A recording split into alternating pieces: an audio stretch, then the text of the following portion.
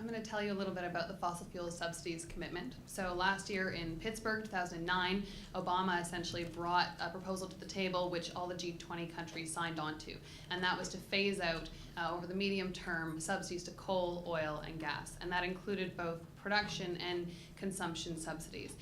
So what we're looking for here in June is essentially for countries to put those plans and timelines on the table. And in November, finance ministers also discussed this, and they said, of course, yes, we'll work on this, we'll bring it forward in June. So since then, though, we have not actually heard that much from the host government, Canada, on whether or not it will be on the agenda, and we haven't heard very much from other countries on whether or not they're going to put it forward.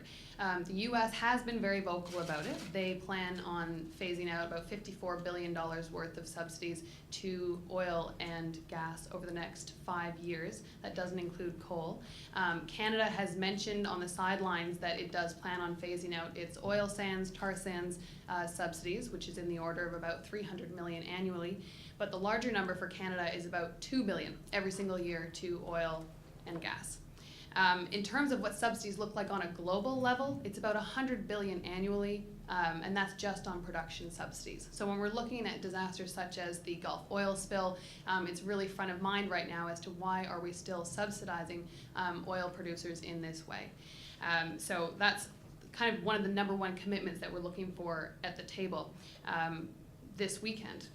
In terms of what's coming out on the communique, in the most recent leaked draft of the communique, we see that the commitment to phase out fossil fuel subsidies has actually been weakened. It's now been shifted to a voluntary commitment, and so it'll be interesting to see what actually comes out in the communique.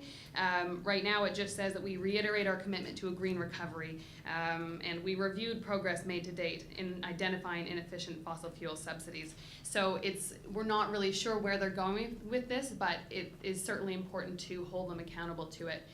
If we did get rid of fossil fuel subsidies around the world, it would be a global cut in emissions of 10%. So this is no small amount that we're talking about. This would actually have a huge impact on the world stage with climate change. And the other element to keep in mind is that $100 billion is actually the same dollar figure that we're asking for from countries for climate change funding as we go forward into the year 2020 per year. So it's very similar dollar amounts. And to really think about how this plays into our investments in a green economy and moving forward on renewable energy, as it currently stands, subsidies for clean energy versus dirty energy is 1 to 10. So just keeping that in mind as we really move towards a clean energy economy. Thank you.